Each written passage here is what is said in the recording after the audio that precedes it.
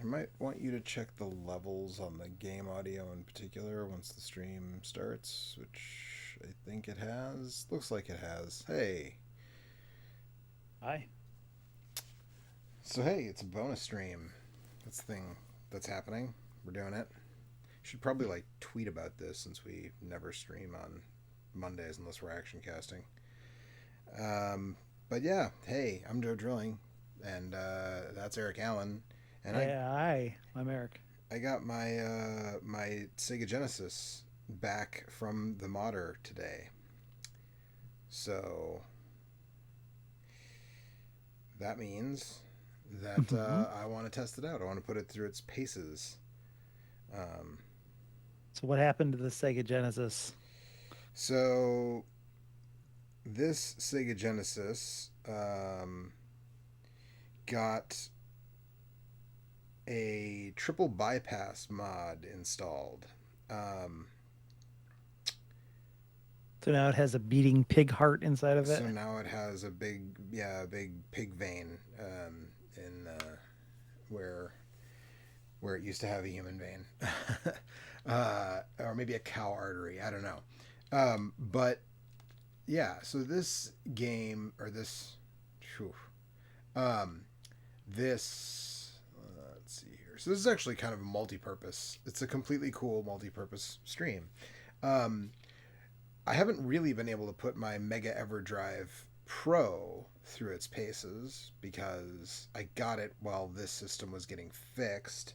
And while I could do some stuff with it on my XI, which had previously been my main Genesis, but now that I have this is going to be my main Genesis, and I don't have to worry about burning the laser assembly out on my XI. Um, but because the XI has a Sega CD in it, built in, because it's two in one.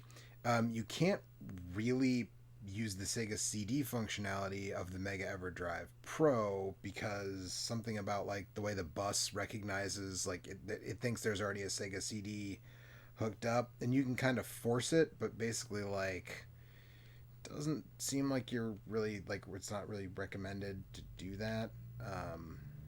So I don't, basically.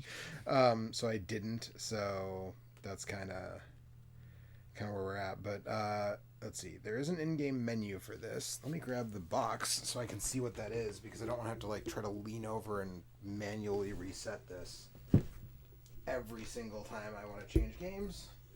Hmm. So having the in-game menu will be nice. Okay. One of the first things I did do though is that there's a very cool feature for these where you can have a custom menu, and as you can see, I've taken an image from Snatcher and made it my custom menu background, which is pretty neat. This one also, my old Genesis EverDrive did not have save states, which is a thing that I initially was like, oh, whatever, I don't need that. And then the more games that I capture footage for videos, and the more that I deal with that stuff, and wanting to go back and capture a certain part of the game, or wanting to not have to play a whole game in one single sitting because maybe it's a 2 or 3 hour game that doesn't have a save feature. Yeah. The more I'm oh, my NES EverDrive has save states, and I'm oh, this is actually great, and I like this a lot. Save states are nice. Yeah. Save states are super nice, and not even I mean, definitely sometimes when games are super hard, I games that don't have native continue features. I'll use the save state as a continue. Oh, I made it to another level. I'm gonna save state here, and then if I die, rather than go all the way back to the beginning, I'm just gonna pick up from this level because that's dumb. Um, hit the save state. Let's see. During gameplay, hit save state combo in the controller to open the in-game menu. All right. So what did I set for my save state? um, So that's really nice. But the big thing, like the big draw for me with this was that it has Sega CD compatibility. It actually it also has um, an NES emulator Sure, why not? built into it for some reason. Everything does. Does it also play Doom? Well, I mean, oh, here we go. Save key. Up A and start. So up A and start will also bounce me back to the menu.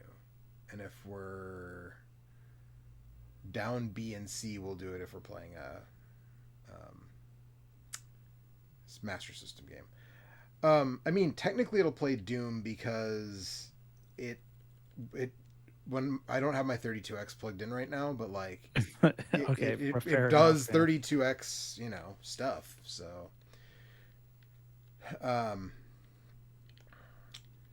yeah, so I'm just gonna like play some stuff. We're gonna hang out and see like, how it do.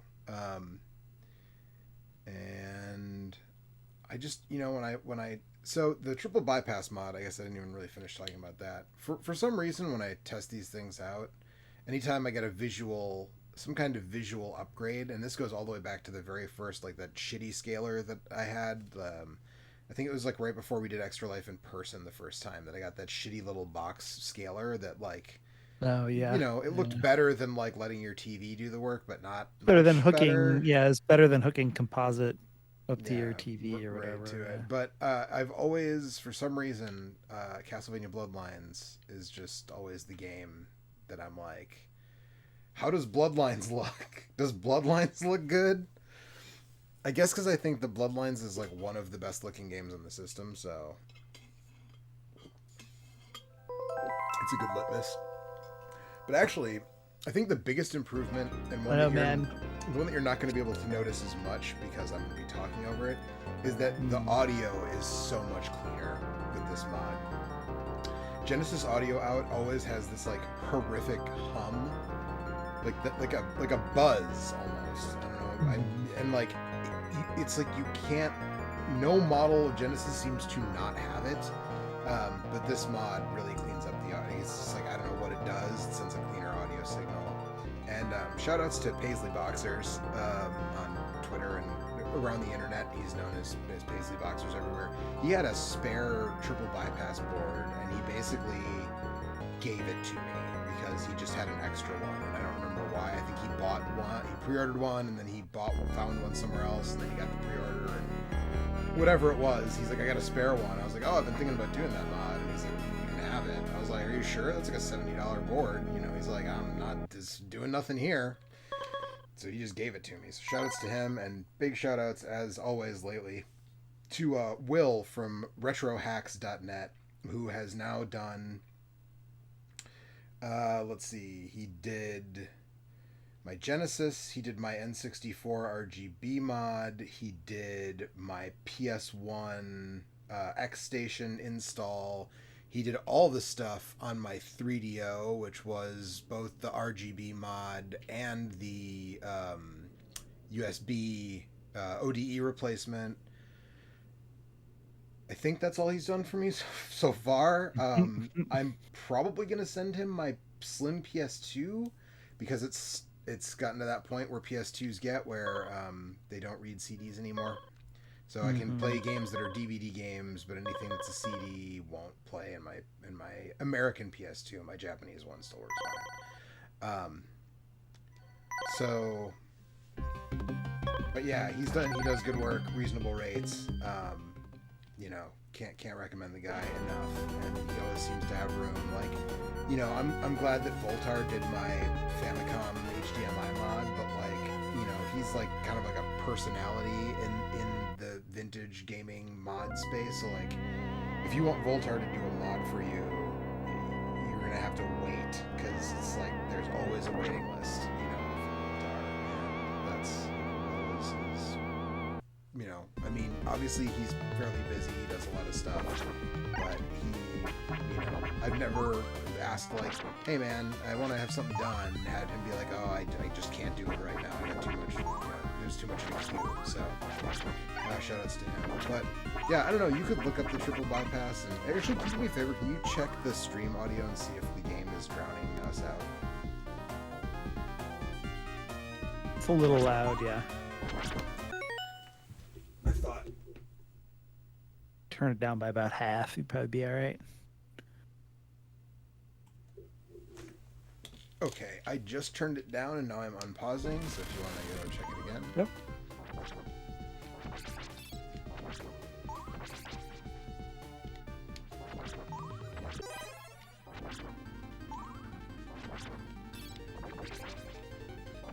I don't know, it might still be a little on the loud side, but it's definitely better.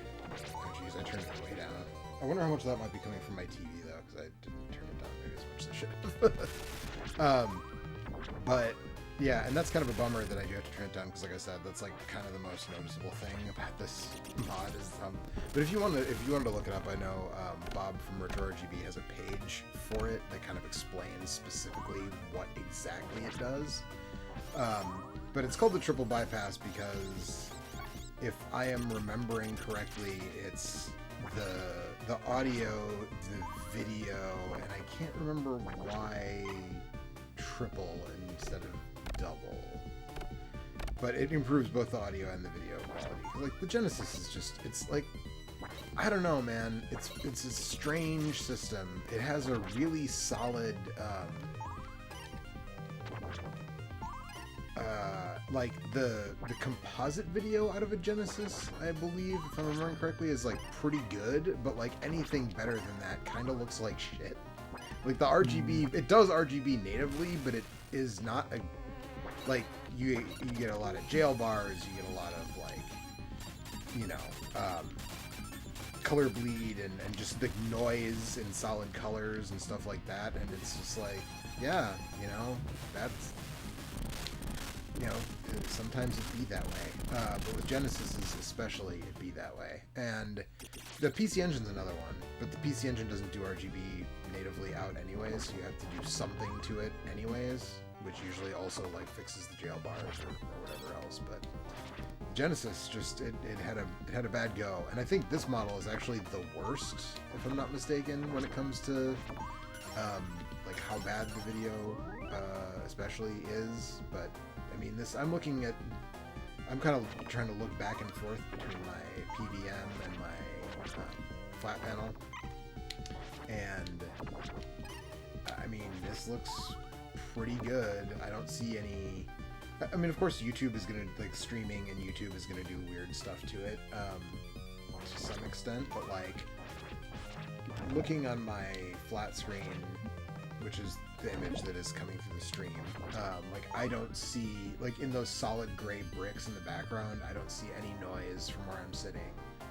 I don't see any jail bars or like rainbow banding and any of the stuff. Like it just looks pretty sharp.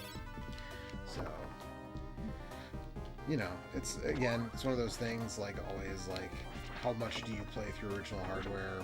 You know, if you're not doing a lot of original hardware, you know, if you don't mind playing with emulators or Mister or whatever, like there's no reason to spend however much money, you know.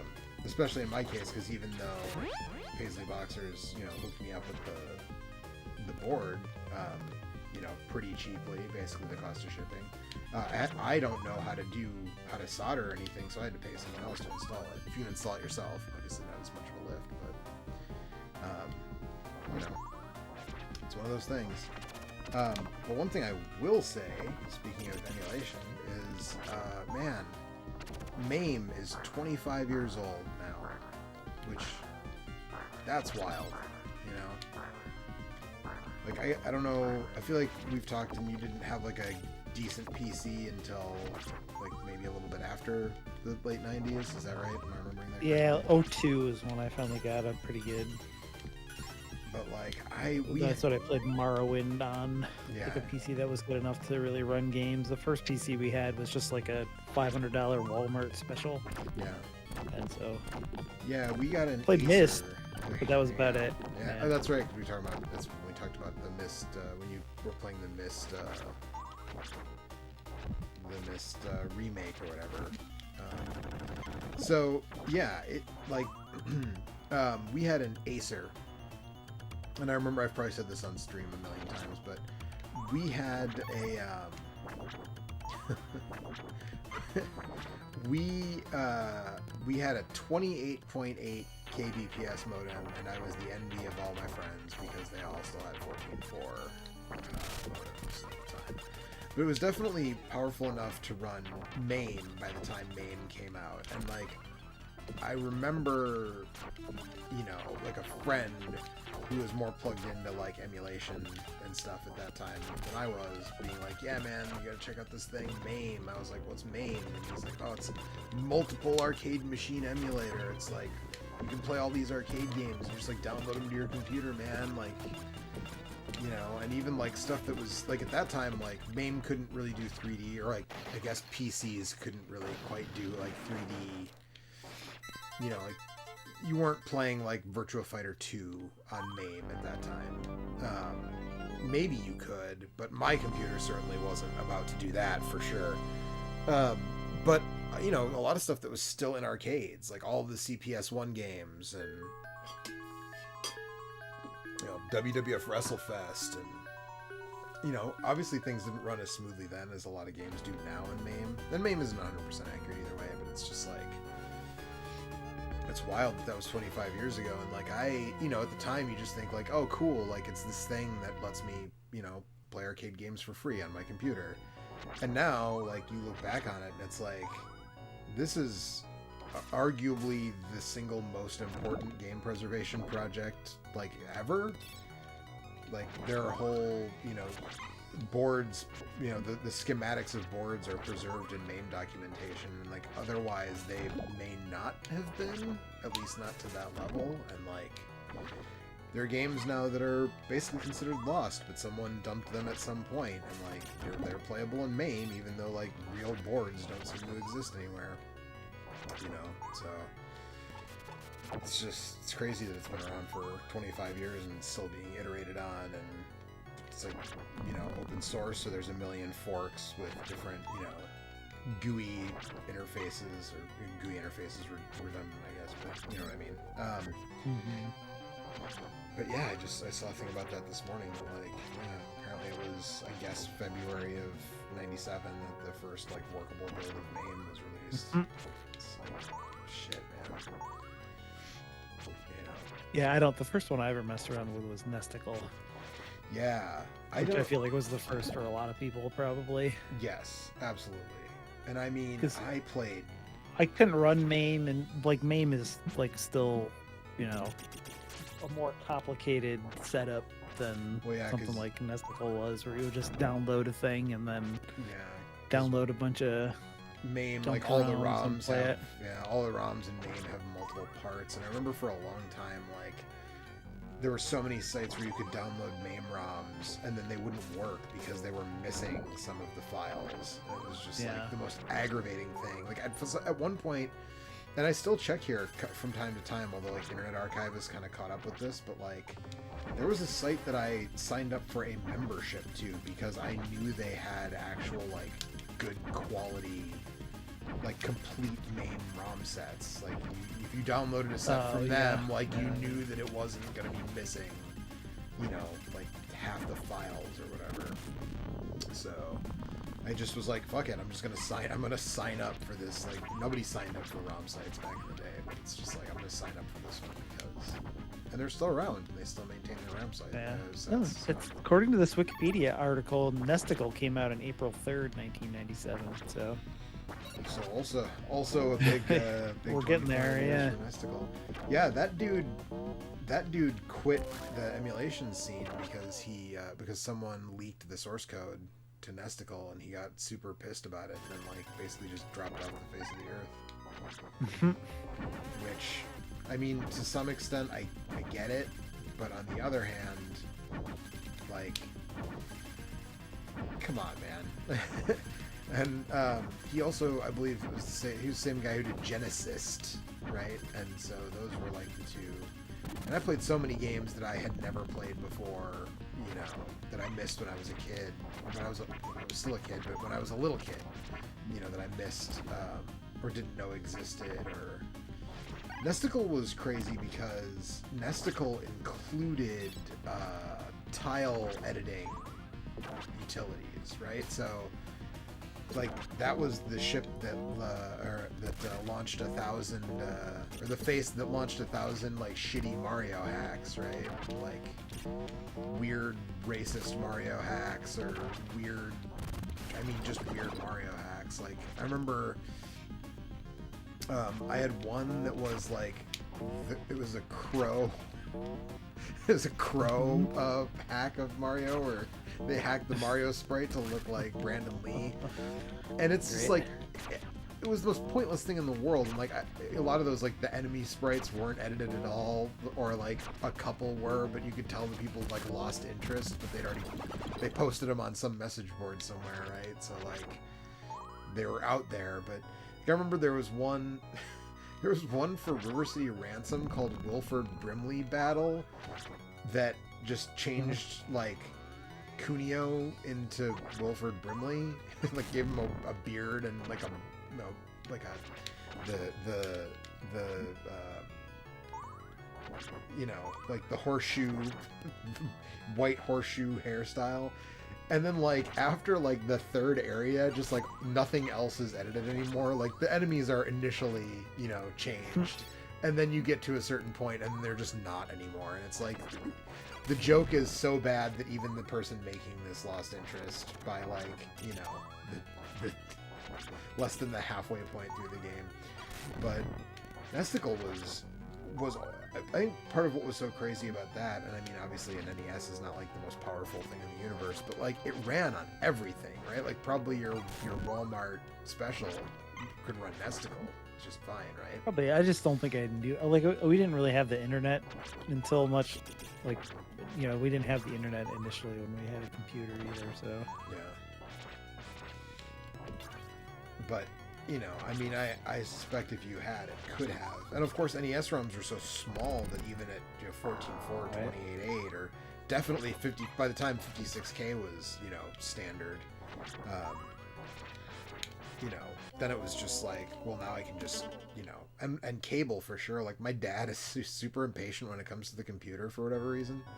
And so even though he only used it to like do his like, you know, as soon as the fantasy football was online, like he started doing fantasy football through there instead of pen and paper, which is the way of it. Like he was in leagues that, you know, the commissioner had to like read the box scores on Monday morning and do all of the scoring by hand, which that sounds so miserable. I can't believe anybody did that. But he got so impatient with, you know, pages not loading fast enough and stuff that it wasn't even like I didn't even have to like pressure or beg for like cable internet. Like as soon as Roadrunner was a thing, he was just like, we're doing it. It's like, okay, sure, let's do it. I'm all for it. And at that point, then you could just, you know, obviously broadband then is not as fast as broadband now, but it was pretty fast for the time. You could basically just download the entire NES library in about 20 minutes. Like, so then it was just like, well, hey, now it's on. And of course you know, we all know the story of like the virtual console Super Mario Brothers ROM or whatever has like an iNES header that, you know, yeah, only exists in games that were like ripped by pirates. Like, so Nesticle's influence is definitely far-reaching. So once I get to a point where I have to continue, or maybe once I finish this stage, since I actually do have like a fair number of lives left, I'm gonna switch games. We'll check out some Master System stuff, I think, and we'll check out. Definitely got to check out the Sega CD functionality for sure on this thing.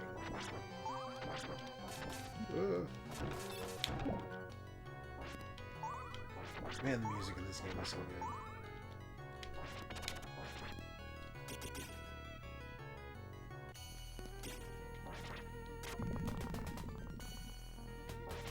Yeah, I mean, it's Castlevania game, so it's expected. It's expected and anticipated that the music will be. It's all right. I don't know. Some of these bosses, man, like this fucking Swiffer fucking mop guy. Well, hey, don't forget the Segway Knights. I don't think I'm going to make it far enough to see the Segway Knights, but... Those aren't bosses. They're just awful. That's true.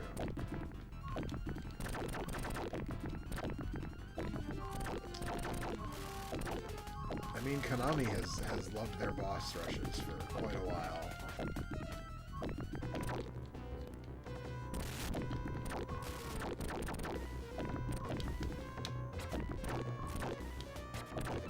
As far as weird Sega entries of classic Konami franchises, Contra Hardcore is definitely the weirdest. Well, the weirdest and the best. Oh yeah. Also. Yeah. Hardcore is super good. It's the two 16-bit Contras are, like, in my opinion, just narrowly behind like NES Contra in terms of like how good they are. Yeah, they're both quite good.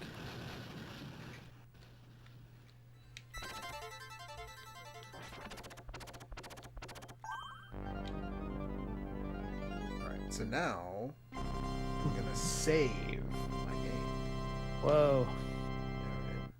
What did I say? Up A and C? Or up A and start? I don't remember.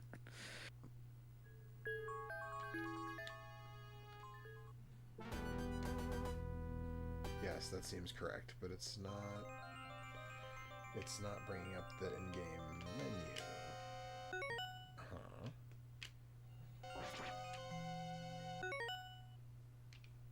I did say that the in-game menu is whatever the save state button is, right? I didn't hallucinate that. In-game menu. During gameplay, hit the save state combo on controller to open in-game menu. Push C for selected save state preview. Okay.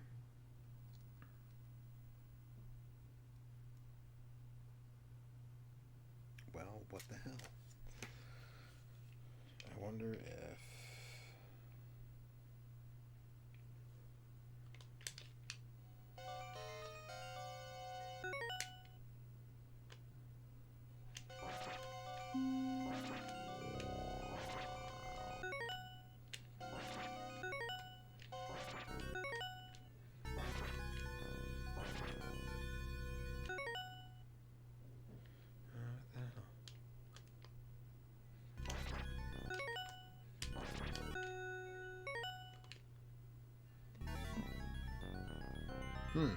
Okay. Well, that's annoying. Yeah, I mean, it's... Something is happening. Like, the screen. Yeah, well, yeah, it's saving the game, because if I do the like load state, it goes back to. Oh, you just can't. It's saving, but it's not opening. Bring up the menu. Yeah. Which is. I don't know. Kind of annoying. Okay, well, I guess I am going to stand up and reset the console. Maybe I can sort this out. Any chance you could do a quick Google on that and see if something changed, maybe, like since I updated the firmware? Like maybe. What should I be Googling? Mega EverDrive Pro in-game menu.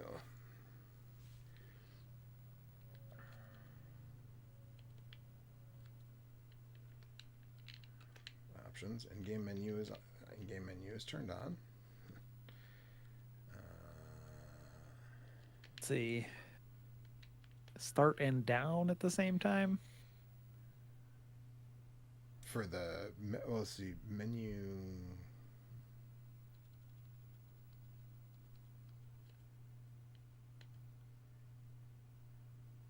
Oh, I think, okay, you know what? I actually think I know what it is. I think you can set a separate menu configuration, and I did that, and I don't remember what it was. So cool. Press and hold 2 or more buttons. So we'll do A, B. Nope. Don't want to do that. That's gonna be a problem. So let's do.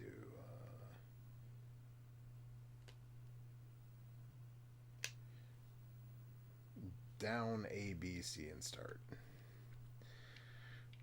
And 16C is what it looks like I have for the SMS, which we're going to check out an SMS game, because another neat thing about this is it includes, it'll do the synthesizer, the YM, the Yamaha synth expansion for the Master System is included in here. So let's check out Double Dragon with the better music. Let's see how it goes.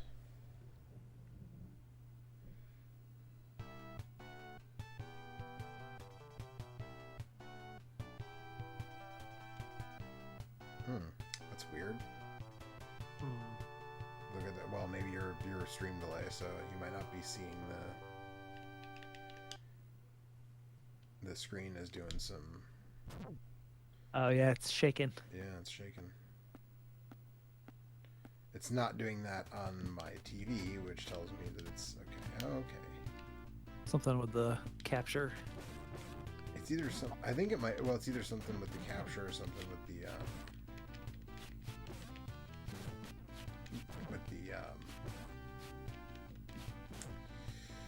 Good lord.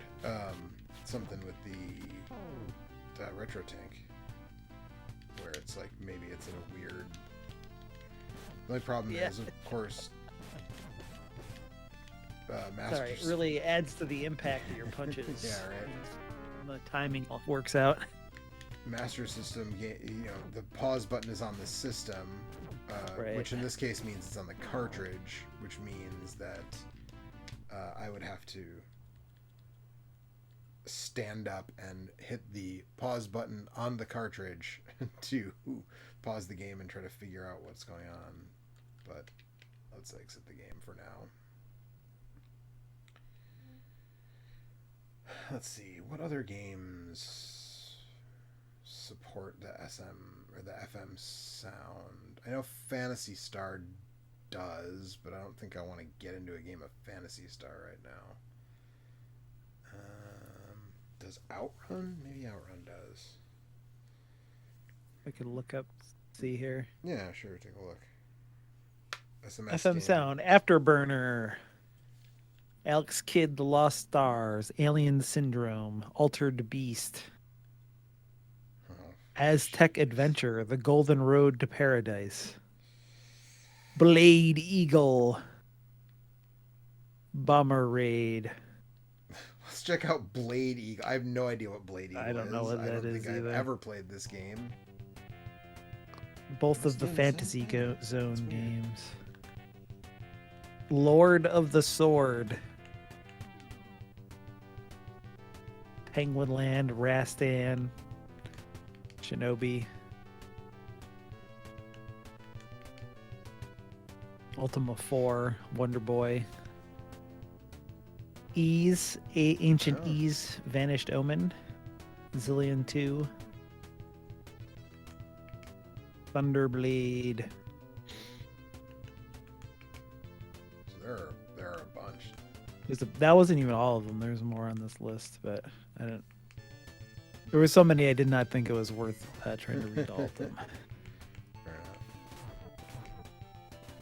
enough. Oh, this is one of the 3D games. This is gonna look fucking wild no matter what. So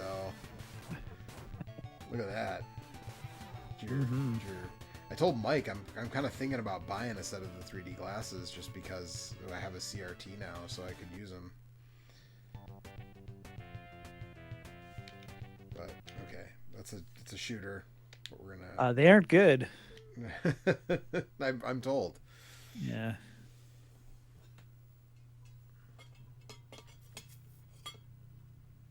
Oh, there's something in the chat, but I can't read it because of where. Oh no, there we go. Oh, okay, looks never like mind. spam. Yeah, it's nothing. Never mind. Ignore me. Vom.red. Yeah.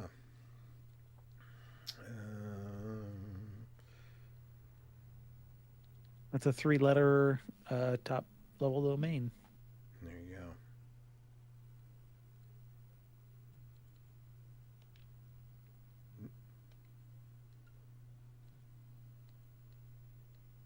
Let's do. You said Wonder Boy.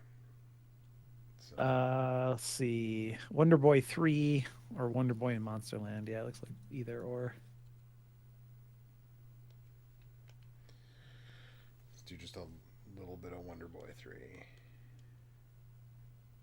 Okay, see, now it's doing the same thing again. But let's see. Maybe if I put on the low pass filter. Where is the low pass filter?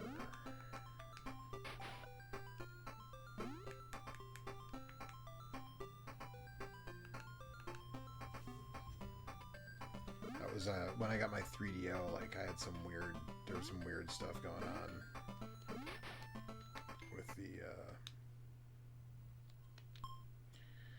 with the video, like through the retro tank, and the low pass filter is like what fixed it. So it seems like I don't really fully understand what it's doing, but it seems to work. So unbeknownst to you is the fact that the dragon puts curses on his enemies. Oh no.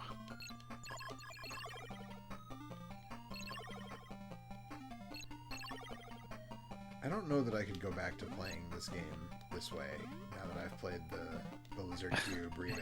Yeah. Yeah, that's a damn good remake. It really is. For sure. And the fact that it plays like pretty much the same and just looks like way better is...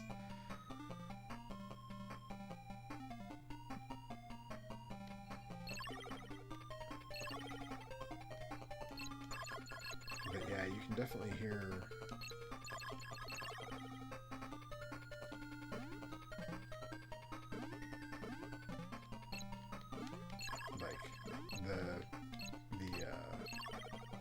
PCM sound like that's in this game by default. You know, it's like not as good. Is that something you can toggle on and off, or? Yeah, there's a setting in the menu. Like right now, I have it set to on. You can't toggle it like in real time. Like I would have to go.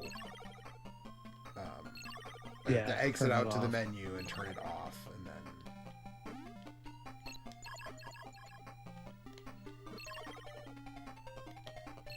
This is like a Super Mario. Okay, yeah, there we go. Okay.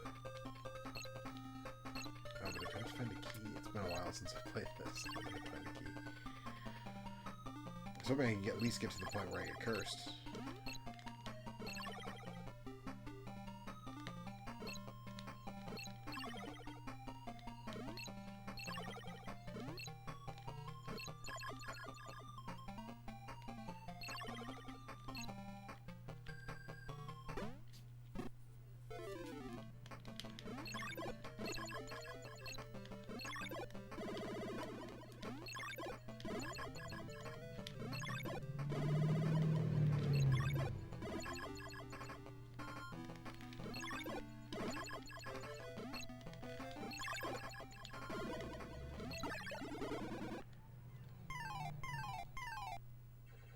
When you're playing these, can you like remap the buttons and stuff?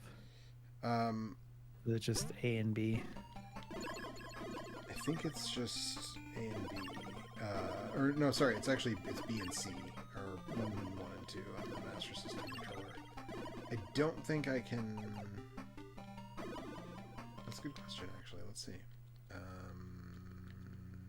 I have to exit the game to get to the actual. I mean, the only time you might want to do that is if you had like a 6-button controller and you wanted to make the two. Yeah, I mean, I do, and like if you wanted to make B and Y, like the 2 buttons or whatever. Yeah, I mean, I do. So, options, SMS BIOS. This is the menu for. This is the option for the synthesizer sound. Turn it off if you want. Last game auto boot, themes, file sorting, warnings. That's real-time clock. That's wrong. I guess I never set that up. Oh, no, wait. No, that is wrong, but it's not right. Crix is European. I'm like, it's not... I'm like, August. What the hell? Crix is European, so... This is actually not that far off. February 7th, it is 9:46 p.m. Which is what? That's 11:10, 9:46. Okay, that's the combo. Mega CD outs. Let's check out a Sega CD game. So, Low pass filter is turned on. Treble boost is turned on. Per game BRAM is turned on. Per game RAM card is turned on. So that's a nice thing. Is that this like sort of similar to that schmancy memory card I got for my PS1. This thing will basically create a whole memory card for each game that you play on the Sega CD, which is nice because there's not a lot of space on the internal memory of a Sega CD, and they fill up quickly. So VGM music players. Oh, another thing that's cool. Oh, I should have thought to do this before I totally spaced on it. But there is a readily available utility for this thing where you can just import any video file and it will turn it into a Sega CD video. Okay, great. So it just shrinks the resolution down to the size of a postage stamp. And reduces the frame rate and the color. The big thing is the colors, right? Like there's only so many colors that you can do. So this is all the Sega CD games I have on here right now, which is not the full library. I need to work on that. I'm probably going to just like download the whole thing from archive and put it on the memory card. I think you should look at the interactive encyclopedia. Yeah? Okay. Let's check it out. That'd be my recommendation. I grabbed that one, I think, because I used it in a video. That's why. There was a video that I was making about early multimedia stuff, and so I needed some footage of the, one of the interactive encyclopedias. This is the one that I actually have a disc of this because my XI, when I bought it, which I still cannot believe, given how expensive those things are now, when I bought my XI, I got it for, I think $80 or $90 off of eBay, and it didn't have the box, but it had everything else. So it had the JVC branded controller, and it had all the pack-in stuff, which includes a karaoke disc, the interactive encyclopedia, Prize Fighter, which is one of the garbage full motion. It's like the Raging Bull FMV game, and I think that's it. Those were the 3 pack-in discs for the XI, but this is one of them, and that's why you get the XI pop-up when you go in there. Movies, obviously. What do you want to watch a movie about? I don't know. What the subjects? Blood. Yeah, let's see. I want to see about blood. You are looking at an area of tissue about I gotta turn the volume up. Ooh, calligraphy, Canada, China. Balloon and airship. Oh yeah. Very tiny blood vessels called capillaries, the smallest blood vessels in the body. They are so small. You know what's cool about the retro tank is that you see that annoying noise at the bottom of the picture. Mm-hmm. Make that disappear. I can make that disappear.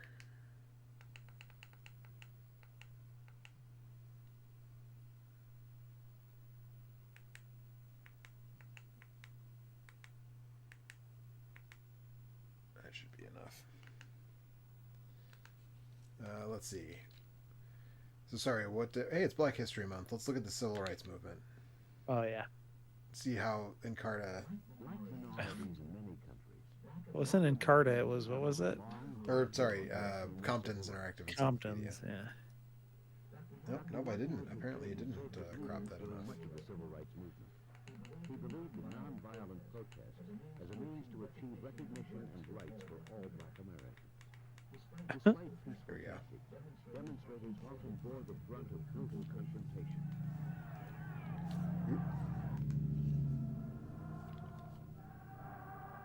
In August 1963, more than 200,000 marchers, both black and white, took their case to the nation's capital. So, I think it bears mentioning. This is extremely low resolution, impossible to look at footage of those famous news clips that I've seen 1,000 times. Yep. But I think it bears mentioning, and I talked about this. I did a video a number of WrestleManias ago about WWF Rage in the Cage on the Sega CD, and it seems like totally. I tell you to click the Canada one, but it would just be like a picture of a moose. Yeah, so probably. A moose drinking maple syrup.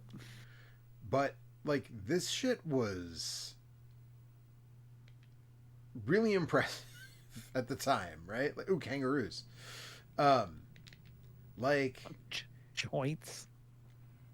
The idea that you had a video game console that was playing video. Mountains and mountain lions. Yeah. I think that there was no narration for the kangaroo one, apparently. It's just a kangaroo jumping around. I mean, listen. It's not just that's 2 kangaroos, thank you very much. That's true. That's true. So, but like at the time, they have mountain lions, but not regular lions. That's right.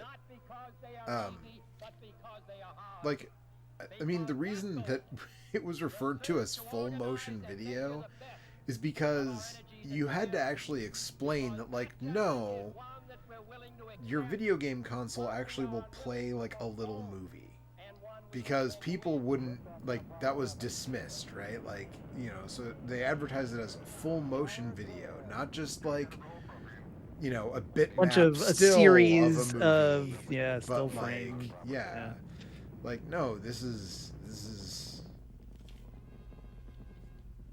you know, this is really crummy video. Like if you had an old VHS and recorded some stuff on it and it came out looking real shitty. I feel like I've digitized some tapes lately and they looked better than this. I'm sure they did. I mean, on the even on the PVM, like I'm looking at my CRT and it's still not great. Yeah. It's better because like some of the like the dithering a little bit like kind of blends on the CRT, but well, unlike sprite artwork or even digitized sprites or whatever, this is a video that's meant to look like good in other contexts that's then shrunk down to tiny resolutions and then expanded back up. Yeah. So that way it'll fit on a CD. Babe Ruth. So it's just like this was really impressive at the time though. Like you had and computers could do this obviously, but even then, like the first it seems like it's generally agreed upon the first CD game was on the TurboGrafx CD, the PC Engine CD was the first. Like there weren't computer games on CD-ROM before there were console games on CD-ROM, you know. Or I guess technically there were, but it was like you could get like 100 shitty Amiga games on a CD, and like the only thing that was that like made it on a CD was that so many of them fit. But like there was nothing different about those versions than the ones you would have gotten on a cassette or a floppy disk. There was just a shitload of them on a CD because they fit. But this is the end of this is it. This is the end. Well, you know what? The Olympics are going on, so let's look at winter sports. Let's look at the. You know, I hope Volcano is all of the Tommy Lee Jones movie. It's hidden on here. 4 years before that movie came out or whatever. Somehow. It's just a picture of a guy. I was gonna say this one isn't even video. This is just a series of still images with like the narrator.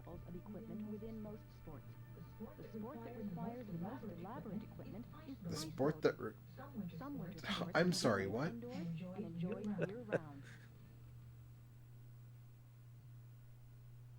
Yeah, but so yeah, I mean, again, this is one of those things where like at the time, pretty cool. You know, you know. Skiing is one of the. No, what the hell did I say? Turtles. Teenage Mutant Ninja Turtles.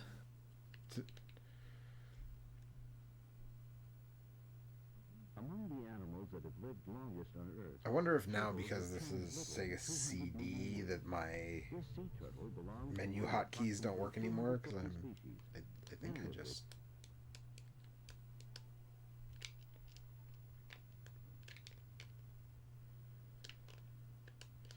Yeah, apparently you can't hotkey your way out of a Sega CD game.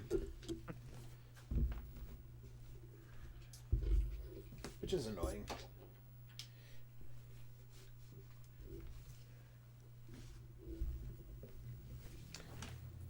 Yeah, so apparently the only thing this won't do. So I didn't hook up my 32X because I didn't want to not be able to do Master System or Sega CD games, and I know that on my old EverDrive, if you went through the 32X, you couldn't do Master System or Sega CD. Like it wouldn't like acknowledge it correctly.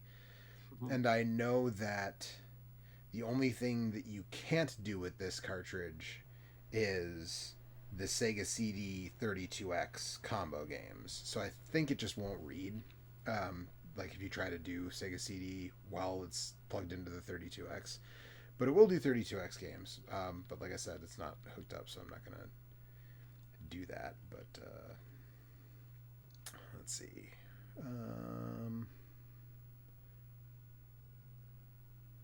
Oh, I don't have. We could. Time. What's time, Gale? It's FMV Time Gal. It's an FMV. It's an anime FMV, like Dragon's Lair style. Okay. We're gonna check porn, it out. Joe? It's not porn. I don't think there are any porn games on the Sega CD. Even like bootleg ones. I don't. That's how you know a platform was a failure. There's no porn. Right. Then even the porn companies were like, we'll skip this one. Man, when I looked at some of the porn stuff that's on the 3DO, it's abysmal, man. It's like, it's not even, it was done by, I think, Vivid, if I remember correctly, but like, it's just, so one, none of it is hot, of the stuff that I watched. And two, it's not even really porn. Good. It's like sub Cinemax, and they're not games either, which is the thing that's like sort of even more frustrating. Is like you're expecting like some level of like shitty point and click, whatever, or like even a visual novel, and it really isn't even. Camaristo says, "Hey fellas." Oh, what up, Camaristo? It's not even that. The 3DO porn games. It's basically like watch a clip from a porn movie and maybe see a nipple, and then you can pick another scene like when that one is done. And it's like, this is a 3DO game. I'm like, this is not a game. This is a list of video clips in really shitty quality and not at all titillating. Apparently there's one that's like a puzzle game. That one I haven't actually checked out. But there's one that's like a puzzle game. Like one where you like put the picture together to make a naked lady. Yeah, I think it's something like I remember a friend of mine when we were kids downloaded a game called Porntris off of the BBS, which was literally just Tetris, and every time you make a row, it makes a 4-frame GIF of porn like reveal in the background by like how many lines that you matched up. I think it's something like that, but I'm not sure. I assume visual mode is where I just watch the game instead of playing it. I'm gonna need 4 lives for sure. Let's do easy because I think that is gonna give me more time and like clearer prompts, I think is what the difficulties do here.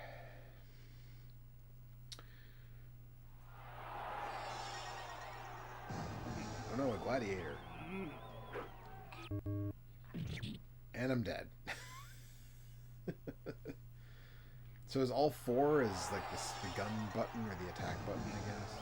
All 4 things blink. Hey, good looking. You're my kind of guy. Oh, how old are you? Oh. Incredible. Okay. Nope. Push the buttons. I'm doing my best.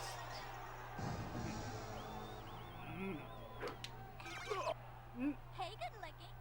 You're my kind of guy. You cannot hear the incredible dialogue, my friend, and I feel like you're missing out on a huge part of the Time Gal experience. Oh, bullshit, I hit up. I feel like not hearing her, like, annoying, like, one-liners. Hey, good looking. you're really missing How old are you? a significant portion of the time gal experience.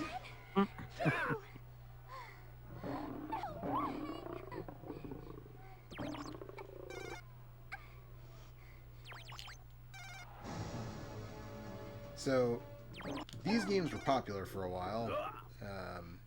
Anybody who's watching this might not be aware. After the success of Dragon's Lair, and they're all just like QuickTime Event, the video game, and the fact that we brought QuickTime events back after this is baffling to me because these games are not fun. Some of them, I guess, some people have. Like I don't have it on here right now, but Road Avenger, known in Japan as Road Blaster, not to be confused with the Atari like driving game Road Blasters, Game creative staff is one that people seem to like because basically it's a little more intuitive. You're driving a car the whole time. You have a gas and a brake, and like you can turn left or right, and that's basically it. Which, you know, I think some people would argue makes it a little bit more tolerable and a little more intuitive. This is just, I mean, even on easy, it gives you so little time to react. Oh, and of course when you...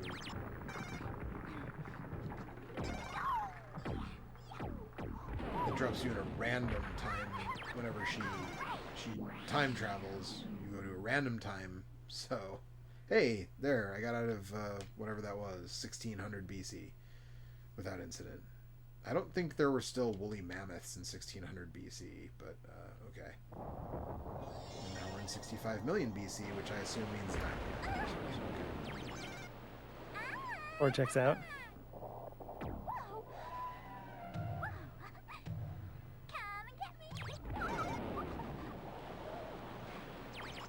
So... See, that's a much better death animation than the gladiator, just you get the sword slash. That getting munched by the dinosaur is way better. Yep, and I apparently reached a checkpoint, so I was ready to like dodge again, and then immediately the dinosaur came up and I was supposed to shoot it. There we go. Pew pew. Oh no, a giant sea turtle. Oh, okay. Now I have to make an actual choice? Okay, shoot the enemy, I guess. Kill him. Leave that sea turtle alone, actually. I mean, I should have. Because, see, these are better death animations. That first scene that I got dropped into, the death animation sucked. You don't want to start off with the showstopper. You just got crushed a little bit. Okay.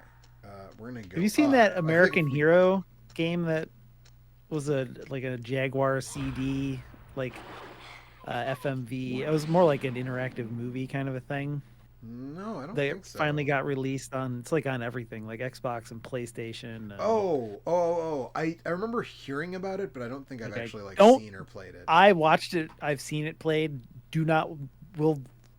Someday we'll do something for an extra life. I'm hoping that you and Mike and Kurt and everybody have not seen it because I want to show it to you. Okay. Yes, I remember hearing... I would need you to go in unsullied. Yeah, I think Bob from Retro RGB talked about that when it... Because he does like a weekly news roundup thing that I watch. It's really something. It really is quite... I thought you were going to mention that there's apparently like a good FMV game that came out like a couple of years ago where you're like a detective. There's been a bunch of pretty decent FMV adventure games. I liked Her Story, I guess. Sorts. Yeah, right. Well, there's another that other Sam Barlow game just got added to Game Pass. Telling Lies, that one. Yeah. I think my Game Pass just lapsed actually. But yeah, what's the one I'm thinking of where like I think it was made in Australia and you play as like a guy in a hat. He's like a detective and oh man, there's been a bunch.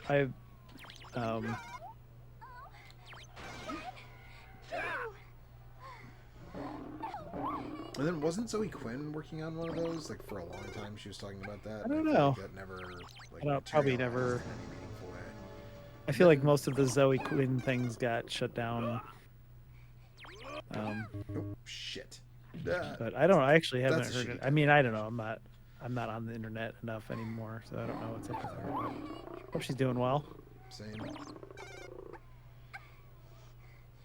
But yeah, I don't know. There's, like I said, there's so many of them. Like, I'm not actually sure.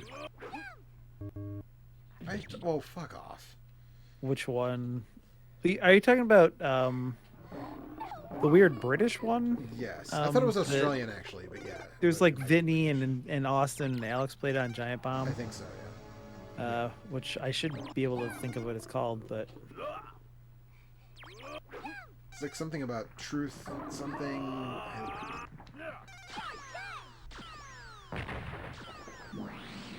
You had a laser the whole time, lady. Why didn't you just shoot the gladiator with your laser immediately? Now we're back to 30,000 BC. Do we ever go anywhere even close to modern in this game or the future? Oh no, cavemen. No, that's squished. Now see, that's a death animation. The gladiator sequence has bullshit death animations. What a waste.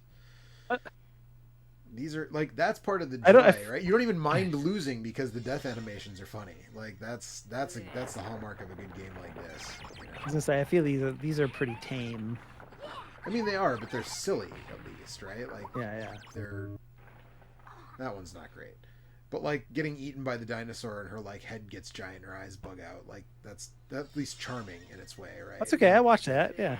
You know, the slash, the just like black screen with the silver slash across it that's bullshit. You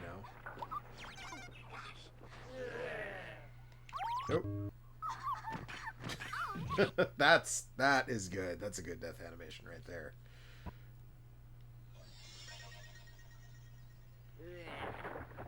So I'm really trying to figure out, like, oh, fuck off. Like, yeah, turning it to easy, does that just give me more plentiful checkpoints? Or do I actually get more time to react to the prompt? It doesn't really feel like it, but I guess I haven't played it on hard. I know that the dip switches on Dragon's Lair, in particular, like...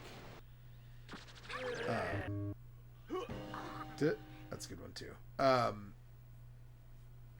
Will turn on and off like the specificity of the flashes. You know, like some of the like it'll just like the whole screen flashes basically, and you just have to do something, and like you have to figure it out. That's like Dragon's Lair on hard mode, but I don't know about this one. But yeah, Sega CE stuff, it works pretty well. The audio seems like, I mean, I know you can't hear the sound, but I can hear it, and it sounds like it's synced properly. It's, you know, working. The RetroTink updates lately, too, have been pretty cool. I don't really have a good way to... because I think that this cartridge or the Genesis itself will automatically, like, reclock any games to... because it's an American system, they'll do a US output, but the RetroTink has a really nice feature where you can force it to lock to 60 hertz. So like my GameCube is a PAL GameCube, but I can use the menu in the RetroTink to lock it to 60 hertz so that the RetroTink forces it to be in NTSC instead of PAL, basically, and then I don't have to worry about, like... Because, weirdly, I know a lot of modern TVs don't give a shit, like, they'll do both, but my TV, for some reason, the flat panel I have in my game room will still freak out at PAL signals, which I don't get. But the other thing that I still really want to try out, and I definitely want to... I know you've mentioned it, too, like, so maybe the next time you visit, I'll go to try it out, but... The downscaler function is something that I'm really interested to check out, like to play like Sonic Mania or something, you know, like, or Hollow Knight, or you know, I don't know, Shovel Knight, like on my actual CRT and see how it looks. You know? A lot of those games are widescreen, so it doesn't like that can be a problem, but. I know I've heard people say that for Sonic Mania especially, like, it's not like you can't see quite how many rings you have, but like that's pretty much all the important information that's cut off, so you can still play it on a CR, like a 4x3 CRT, and it's like pretty good. So I haven't fucked around with that yet because you have to. Obviously, I would have to like slightly rewire my setup so that it's rather than taking in, switch the SCART cable to the one that goes into the TV. Yeah. Switch the input from excuse me from one of my HD systems, but like that's the thing that does seem like it could be really fun to just like play with and check out and see like how do these, or a lot of like the arcade games that are emulated on like PS4 and stuff, like to be able to see how those like look on CRT, which is like how they would have looked initially. That's I mean, again, it's one of those things where it's frivolous, but it could be cool to check out. And it's hard to stream too. Like I don't want to, like, what am I going to do? Point my webcam at my CRT and be like, here we go. We're going to do. I'm going to play something right. on my. You can't really show that. You know, it's hard to show. I gotta say, Time Gale kicks ass. Seems like. I mean, Time not. Gale is. I don't even remember why. Oh, I do remember why, because I did a video about, because this is the games that are here are all the ones are all the Sega CD games I had on my Mister. I was gonna say, so what's the advantage of having something like this over your Mister? I mean, it's running. So the Sega CD part is basically the same. Well, it's not entirely the same. The Sega CD, all of the additional power that's in the Sega CD is coming from an FPGA. Okay. But the Genesis itself, obviously, is like still it's just the Genesis part. So, I mean, again, it's I touched on this early on. Like, I totally get it if people don't care about the original hardware experience. I mean, I guess my argument would maybe be that Crix is maybe it's maybe a little more accurate because he's maybe a little better at the FPGA stuff because he's been doing it like professionally for so long, and like that's the thing. A lot of people are like, well, why would I get a Super NT like when I can get a Mister? And it's like, well, because like not to throw any shade at Sword or whoever it was that did the Super NES core on the Mister, but like Kevtris the real is reason, like the Kevtris is like the savant. The real reason you would buy one of those because you like the way it looks. Yes. Yeah. Well, also I got my Super Also, NT before, those were around before the Mister was a thing. Right? Well, I mean, not before it was a thing, but before it was a thing of the level of like popularity and accessibility that it is now. But like the Pocket, like the Analog Pocket, which like I still want to get one of those at some point. I think I didn't get in on like the last round of pre-orders or whatever, but that one is like, well, because prices it's on those went up again. Also, yeah, it's a supply chain thing or whatever, right? But I mean, it's still. I'm getting my Steam Deck pretty soon. So yeah, I was gonna ask about that actually. Did they ship out yet or no? Not yet. No, I haven't. I probably won't. I'll be in the second group, I think. Kurt and I both ordered them like within an hour of them going up, but we're both in like the second group. Very curious what your impressions of that are, and I hope you're able. Did you see whenever you visit next? Because there's a great. I think Dan Reichert got one. Yeah. And posted a. Let's see if I can find it and show it to you. He posted just a tweet with like a pile of video game peripherals and handhelds to show you like the general size of it, including like the Donkey Konga bongos, nice, and a bunch of other garbage, which is pretty good. Nice. Yeah, let's see. There's one of those GameCube controllers with a keyboard in the middle of it, an Atari 2600 joystick. An NES Zapper. It's about the same length as an NES Zapper. I don't. I mean, they seem neat. I mean, the thing, aside from just like that thing might be able to play PlayStation 2 and Xbox and stuff, and GameCube games and stuff pretty well. So that might be fun. Yeah. So like how I mean, you said it's next to all that stuff, but like how big is it compared to? It's a little bigger than a Switch. Okay. It's got like bigger, like the hand grips. It's puffier than a Switch. You know what I mean? It looks like it's more comfortable to hold than a Switch. It has like contoured hand grips and stuff instead of just being a flat little square. You can see I posted that link in Discord if you want to look at it. There's also a Tony Hawk ride skateboard. Yeah. Wait, which one is where's the Steam Deck though? It's in the center, right below the Nintendo DS, above the Switch, right above the Switch. Okay, I gotcha.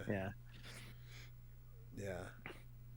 I kind of just for the novelty of it, I kind of want one of those GameCube keyboard controllers. Oh yeah, those are made. There's a Dreamcast one too, I think. Well, the Dreamcast one is just a keyboard that has like a Dreamcast plug on it. I almost bought one of the first PAX East we went to. I still kick myself. Yeah, I was gonna say we walked by that. They had it was like $25 for the keyboard and Typing of the Dead, and I was like, eh. What's the thing next to the DS? Is that it's a 3DS, I think. That's a 3DS sorry, that's a new 2DS XL because it's the same one that I have with the black with the blue. The weird, yeah. What is Resident Evil 4 chainsaw controller? Yeah. Anyway, that thing Steam Deck looks pretty cool. The one thing I wish looking at it is that the sticks were offset in the way the Xbox 360 sticks are offset. But yeah. I mean, like I guess the button positions relative to the sticks are kind of a little awkward looking, but yeah, people are kind of two minds on that, right? Like, you know, is it like I like the PlayStation controller layout. Yeah, I don't generally, mind for most but things. I also do really like the I don't mind Microsoft the PlayStation controllers are good. joysticks. I mean, I always hated it because the analog sticks on like the PS2 and PS3 controllers were dog shit. Like they were just real loosey goosey and didn't feel very good. But once you get into the PS4 where they puffed up the hand grips a little bit, they're pretty nice. It's not really the symmetricalness of them that isn't so great. Yeah. It just looks like it's just like where they're positioned seems kind of weird. Like there's not enough. But I haven't actually come off like Joy-Cons, or is it just no? I think it's all one thing, like an Atari Lynx. I don't think you can take it apart. That's what I need in that picture is an Atari Lynx. How big is it compared to an Atari Lynx? An original model Atari Lynx, not the second smaller one. That's what I want to know. Yeah. I don't know. The thing seems neat. I'm kind of hoping that it'll give me an excuse to maybe dig into some of my Steam library that I didn't necessarily want to play sitting in a computer chair in front of a monitor. Yeah, now you'll be able to play games in bed. Laid in more bed, games in bed. Probably just play more Risk of Rain 2. I was just gonna say, is Risk of Rain Destiny 2 on Switch? Or whatever. I think so. I don't know. I played some solo last night because I was trying to do the power. Reactivate the robot thing, and then that didn't work out because I didn't get stage 4. Stage 4 was not Abyssal Depths on that run, so then like you're just screwed, right? Like if the stage doesn't come up, then it's like I mean, you had fun playing Risk of Rain. Yeah, well then I was like, okay, well then I guess that now I'm gonna see if I can obliterate at the thing. So then I missed the thing to restart, and I ended up in the final stage, and I was like, well, I guess I'm gonna try to beat the game. Have to when you get to the last when you get to the teleporter on the last stage, you can realign the the obelisk thing, the little Stonehenge looking rocks on the outside of it, and then that's how you that'll send you back to the first stage instead of going to fight the boss. Yeah, and so sorry, that's on the final stage or on the second to last stage? On the penultimate stage, the stage before the boss stage. Yeah. So I screwed that up, And then I tried to look it up after I got to the boss stage, the moon or whatever, and I looked it up, and it was like, oh no, that's like, you're too late. And so then I was like, well, I guess I'm just gonna try to beat it. And I got all the way to the final boss, and he hit me with his hammer once and killed me. And I was like, all right, well, fuck this. That's Risk of Rain. Because I took the what was it, the glass whatever, the thing that you regretted taking when we were playing with Alex the other night. I've tried a couple of times to make that work with Engineer specifically. I always thought it would work kind of because you can put your turrets down and then go hide, but it never works. I was playing as Captain, and I was doing a pretty good amount of damage by the time. Yeah, he's good. By the time maybe the best character. Yeah, by the time I got to the end, I mean, I had like 3 tri-tip daggers and like 2 will-o'-the-wisps and a couple of those rocket launcher things, and so like I was randomly firing missiles that were doing however much damage, and you know, it's just like, all right, I've had a good amount of fun playing. I feel like I'm in good shape, and then I got to the final boss, and he hit me with the hammer, and that's how it goes, man. And I was like, okay, guess not. Alex and I tried a monsoon run after you left the other night, and we were doing the same thing. We were doing pretty well right up until we get to the boss of. It wasn't the final boss. It was like the boss of the 3rd stage, and just got completely wrecked. Yeah, I got. And I mean, I was playing on easy because I was just trying to unlock those characters, and so I was like, well, I'm just gonna do it on easy. And so some of the early bosses, like I had a magma worm in like stage 3, and I just like. I called down one satellite array and had like the right timing on it, and it just got. I had a few runs where I was playing by myself, where I was playing on easy, and I just I just let it go. I just went for as long as I could. Yeah. Just to see how many items I could stack and how ridiculous shit would get, and it gets pretty ridiculous. Yeah. Well, also it takes so long to find the teleporter when you're playing alone, because you're not like 3 or 4 people splitting up and all looking for it. It's just like, I think the clock moves slower when you play by yourself. Probably so. I think you get more time, but yeah. Probably so, but yeah, it was just like, you know. But I mean, yeah, that's a fun game. I like that game a lot. I'm glad that I gave it a try after bouncing off of Risk of Rain 1, because I enjoy it a lot more.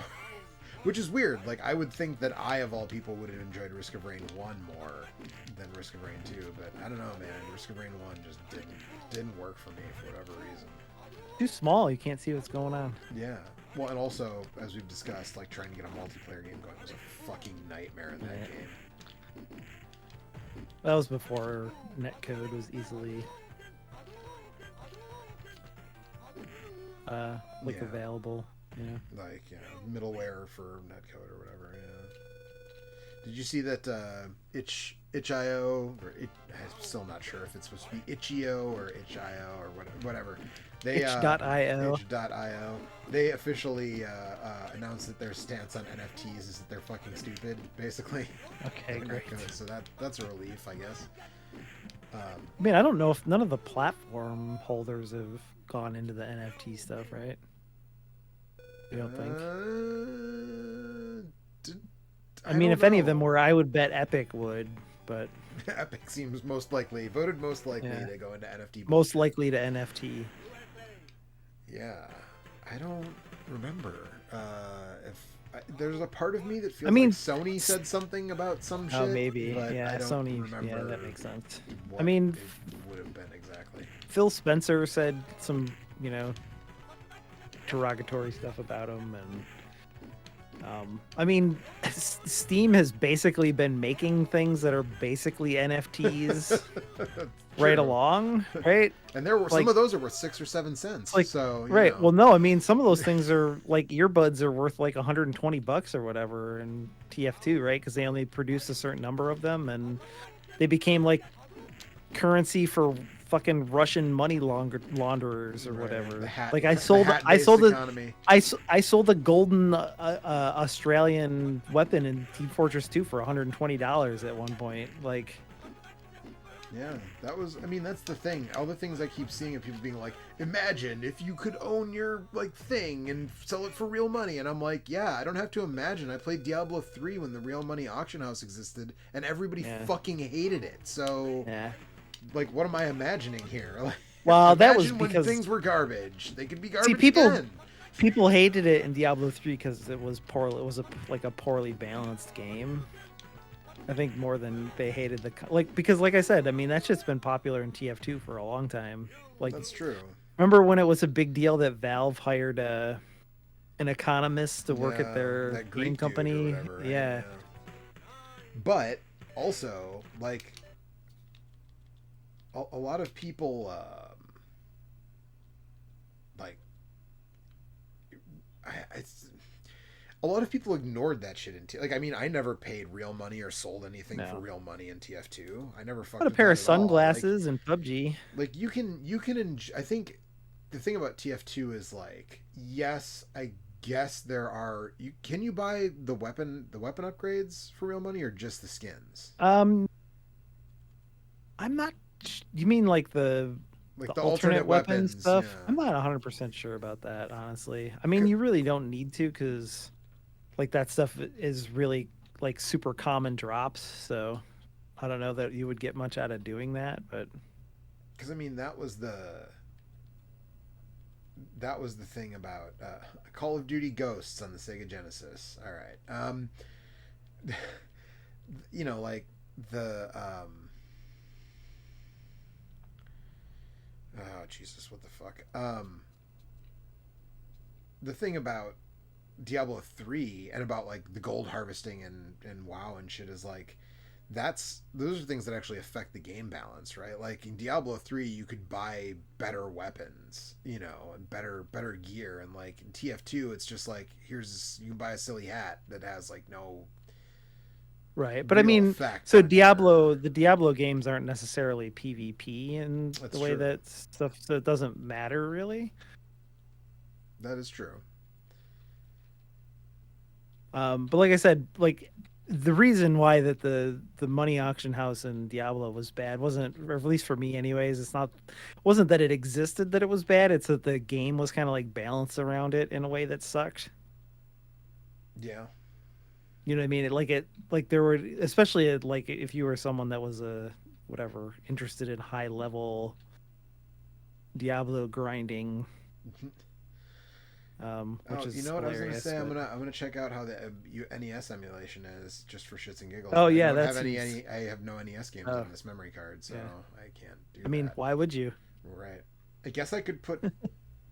No, I couldn't because the BIOS aren't on there. I was gonna say I could put my NES EverDrive memory card into this one, but then I realized that the BIOS for this cartridge are not on that memory card, so it wouldn't like boot correctly. So I guess I can't do that. But that is something I'll have to mess around with at some point, just because it's so ridiculous. Like, why is that a thing? It's similar to like someone made like remakes of Mega Man 1 and 2 on the PC Engine. Mm-hmm. And like not like a Wily Wars style remake, like literally just like the NES game but on the PC Engine. Uh-huh. And I played them. How'd that work out?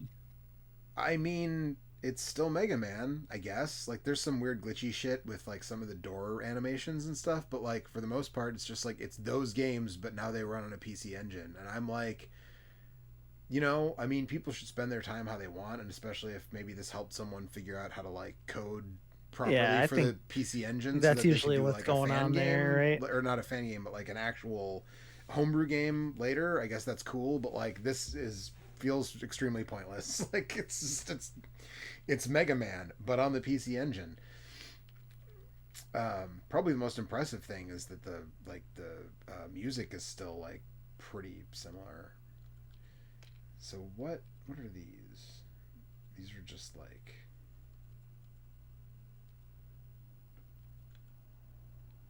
this is literally just like let's listen to music on the Chaotix.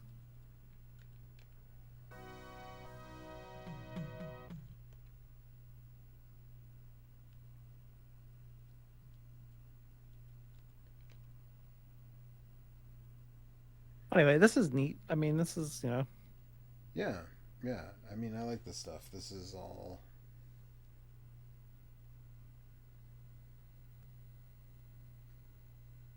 That's an unpleasant sound. I hope that's not coming through too strongly on the stream. Good lord.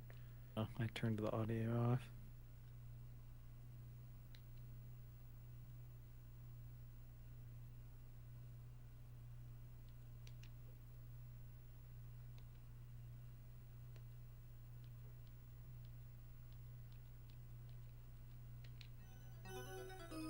There we go. That's a good one.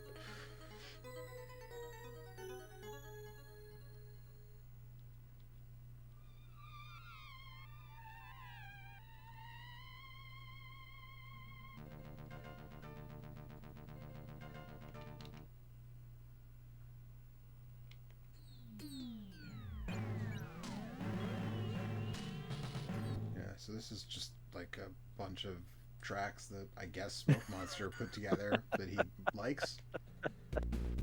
A mixtape. Yeah, it's a Genesis mixtape. But I do appreciate that it shows like which channels of the sound hardware in the system are being used, like at any given moment, right? Like, so we're getting, the Z80 is doing a little bit of stuff, and the YM2612 is, all 5 channels are doing something, and there's a little bit happening with PCM and a little bit happening with PSG.